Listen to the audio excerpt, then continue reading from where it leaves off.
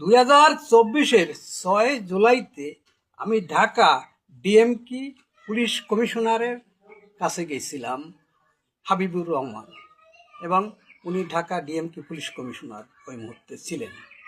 এটা হচ্ছে 2024 6 জুলাই। এবং আমি ওখানে আমি গেছিলাম জার্নালিস্ট হিসেবে, এবং আমি যাওয়ার পরে দেখলাম আরও জার্নালিস্টরা আছে, আরও বিভিন্ন চ্যানেলের ওই জায়গায় সাংবাদিকরা আছে।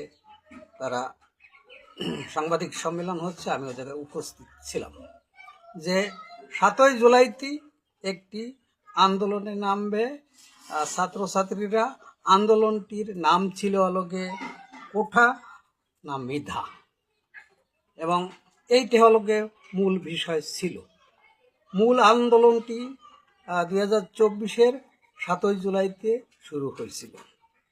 আমি আপনার পল্টনে ছিলাম ওই সময়, ওই মুহূর্তে ওই 7 জুলাইতে আমি পল্টনে থেকে এগুলো আমি আমার ক্যামেরায় এগুলো বন্দি করেছিলাম।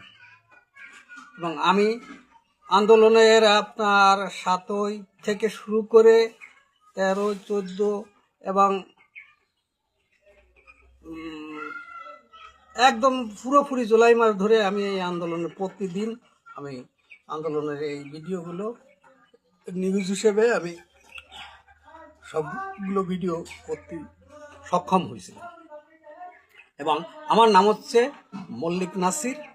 আমি দৈনিক মুক্ত খবরের স্টাফ রিপোর্টার এবং CNN বাংলা টিভির স্টাফ রিপোর্টার, ঢাকা, বাংলাদেশ।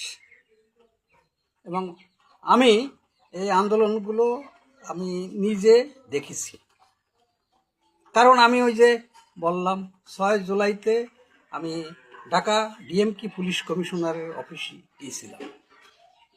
ওখানে বিভিন্ন সাংবাদিকও ডাকা হয়েছিল এবং আমিও গেছিলাম।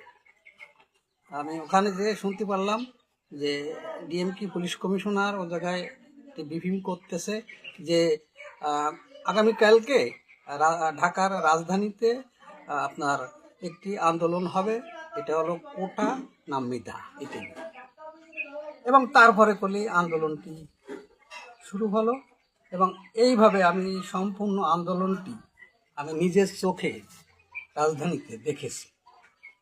এবং আমি এই আন্দোলনগুলো আমি উপভোগ করেছি এবং দেখেছি আন্দোলন কোথায় কোথায় কিভাবে হয়েছে, আন্দোলনের মূল কার্যকলাপটা কি ছিল, প্রথমে ছিল কি, পরে কি ঘটনা ঘটলো।